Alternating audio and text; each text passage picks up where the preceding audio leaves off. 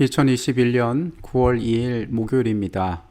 이 아침에 같이 하신 모든 분들을 환영합니다. 기도하고 이 시간을 시작하겠습니다. 하나님, 아침을 구별하여 이 시간에 함께한 우리 모든 분들 위해 주님 축복하여 주시옵소서. 특별히 삶의 번민과 무거운 짐 가운데서도 하나님과 만나기 위하여 시간을 구별한 각자의 마음 가운데 주님 역사하여 주시옵소서. 주님께서만이 삶의 위로와 길이 되심을 우리가 믿습니다.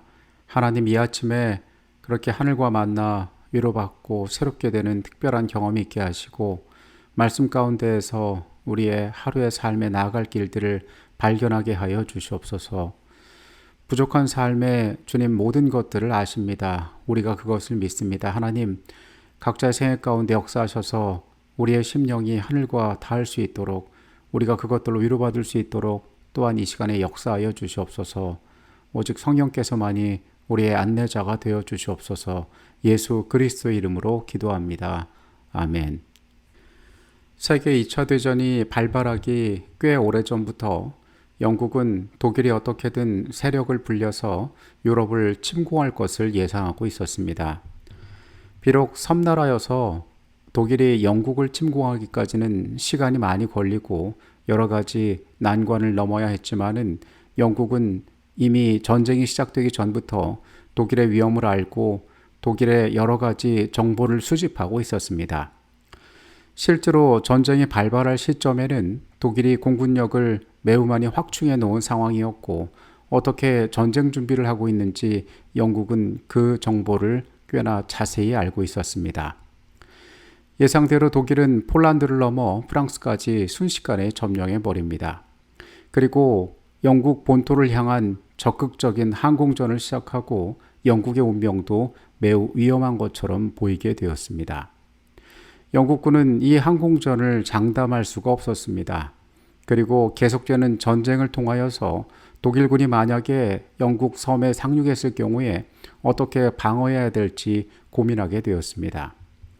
영국은 해안가를 따라서 시설들을 추가로 설치하고 독일군이 영국 본토로 빠르게 접근하는 것을 막기 위하여 전략적인 유충지마다 장애물들을 설치하였습니다. 이 과정에서 영국의 지휘관들이 전쟁을 준비하는 과정에서 조금 이해하기 어려운 특이한 일들을 했는데 그것은 도로와 기찻길 등의 안내 표지판 등을 제거한 것이었습니다. 어떤 의미에서 보면은 그것이 대단히 사소하고 또 의미 없어 보이는 것일 수 있지만은 길을 알려주는 표지판을 제거하면서까지 적의 진격을 더디게 하려고 애썼던 흔적이 거기에 있는 것입니다. 오늘날에는 GPS가 있으므로 사람들이 굳이 이정표를 보지 않고도 쉽게 길을 찾아가는 경우들이 많습니다. 하지만 과거의 표지판들은 매우 중요한 역할을 하였습니다. 그것을 따라서 매우 먼 길을 갈 때에도 여러 가지 혼란 없이 한 번의 길을 찾아갈 수가 있었기 때문에 그렇습니다. 우리는 이번 주에 말씀을 통하여 하나님께서 우리에게 허락하신 이 안식일이 우리의 삶에 어떠한 의미들로 주어졌으며 하나님을 섬기는 백성들에게 있어서 이것이 어떠한 뜻이 되는지도 살펴보고 있습니다.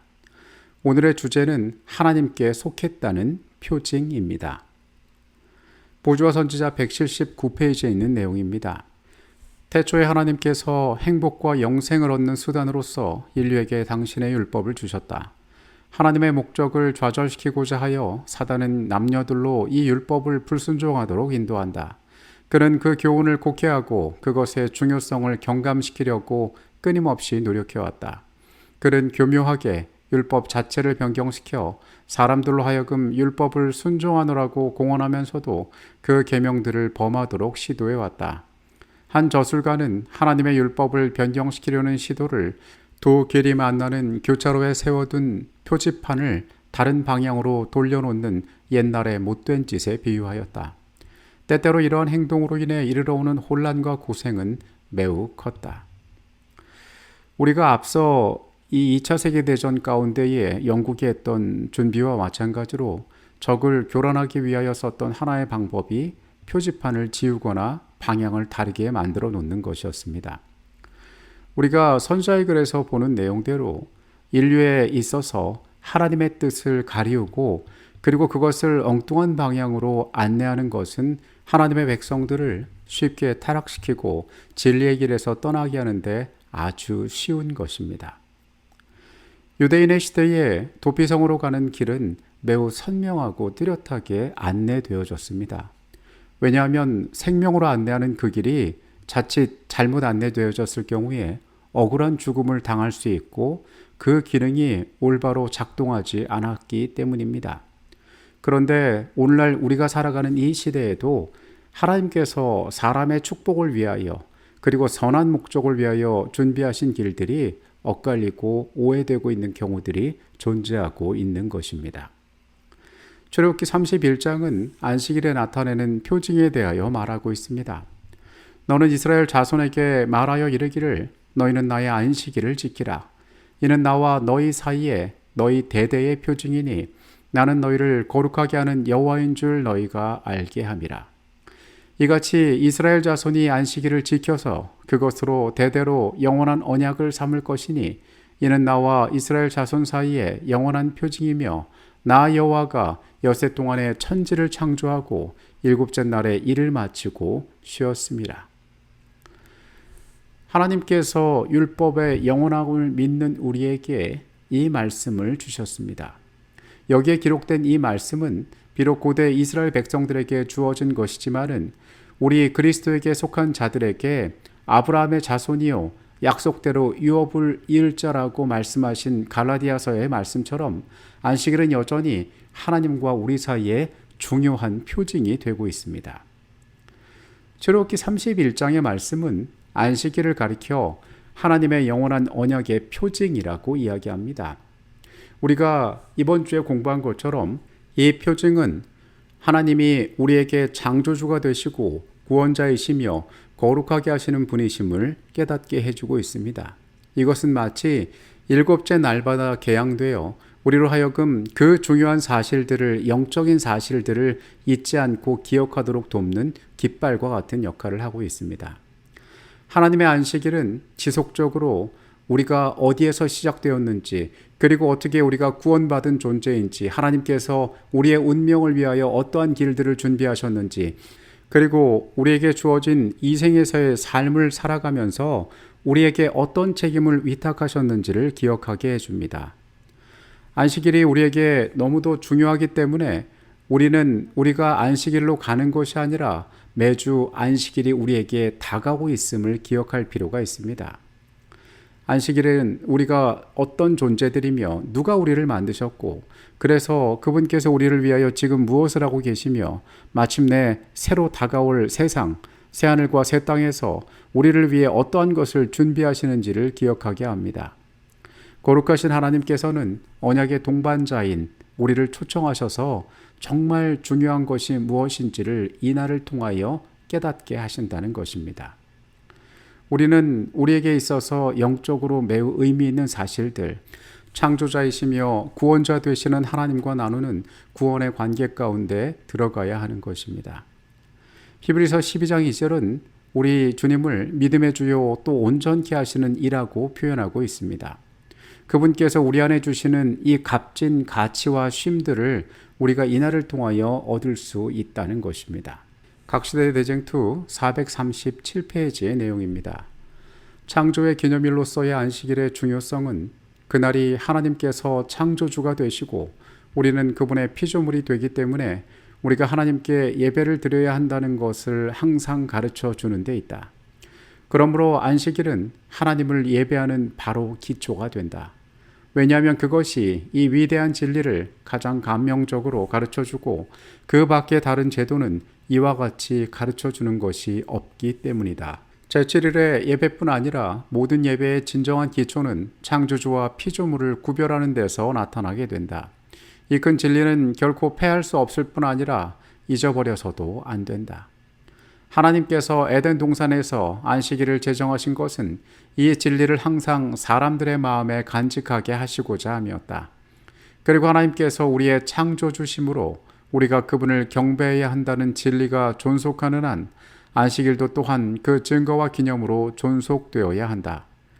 만일 인류가 오늘날까지 안식일을 지켜왔을 것 같으면 그들의 생각과 애정이 창조주께 집중되어 주님께서는 존경과 예배의 대상이 되셨을 것이며 우상숭배와 무신론자와 회론자가 결코 생겨나지 않았을 것이다.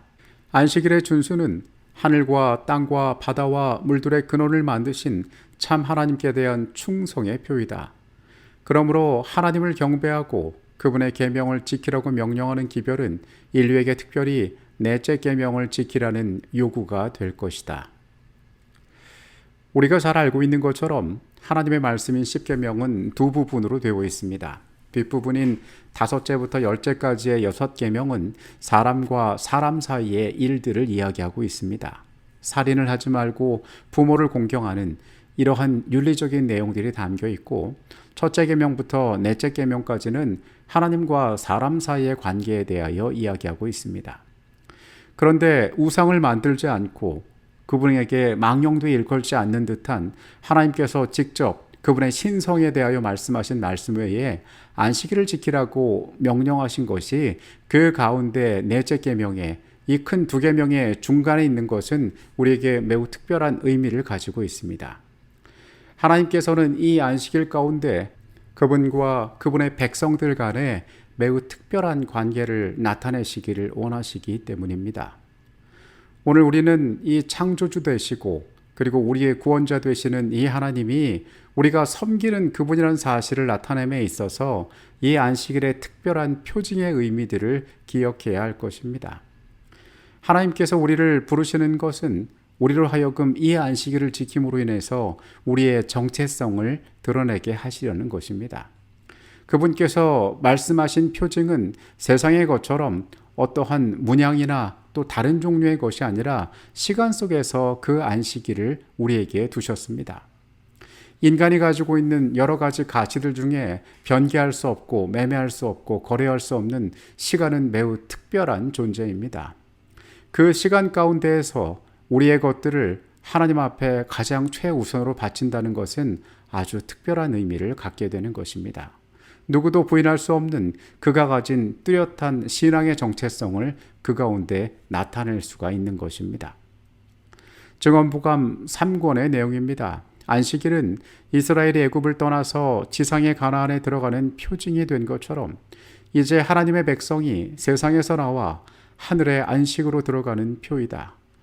안식일은 하나님과 그 백성 사이에 존재하는 관계의 표징, 곧 그들이 하나님의 율법을 공경하는 표이다.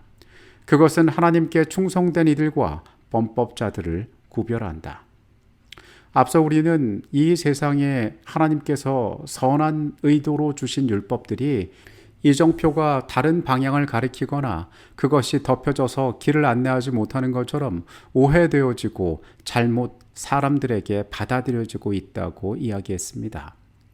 하나님께서 이 안식일을 우리 가운데 특별하게 주시고 이 가운데 우리에게 나타내고자 하는 의미들이 많이 있는 만큼 이것을 왜곡하고 또한 오해하게 하려는 악한 세력의 노력 역시 많이 있음을 우리는 기억할 필요가 있습니다.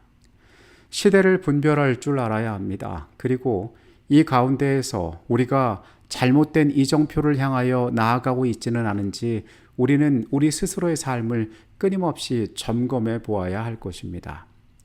마지막 때에도 이 안식일은 하나님의 백성들에게 의미 있는 약속의 증표가 될 것입니다. 모든 것이 혼란스럽고 사람들에게 무엇이 진리인지가 분별하기 어려운 시대에 이 안식일의 존재는 더 뚜렷하게 하나님의 율법에 순종하는 자들의 모습을 나타내게 될 것입니다. 오늘 주께서 주신 이 특별한 날이 그분과 나 사이에 어떻게 뚜렷한 증거가 되는지를 다시 한번 확인하고 내가 올바른 여정 가운데 서 있는지를 점검해 보는 하루의 삶이 되시기를 바라겠습니다. 기도하시겠습니다. 하나님, 우리 가운데 주신 이 안식일이 주께서 우리에게 어떠한 분이 되시며 또한 하나님과 나와의 관계가 어떤 관계인지를 나타내는 표징임을 우리가 다시 한번 확인합니다. 주께서 나의 하나님이 되시고 나의 구원자가 되심을, 그리고 나의 운명에 앞으로의 모든 것들을 준비하시는 분이심을 우리가 고백하오니 하나님, 우리 가운데 주께서 주신 이 말씀에 순종하는 백성 되게 하여 주시옵소서. 거룩하신 예수 그리스도 이름으로 기도합니다. 아멘.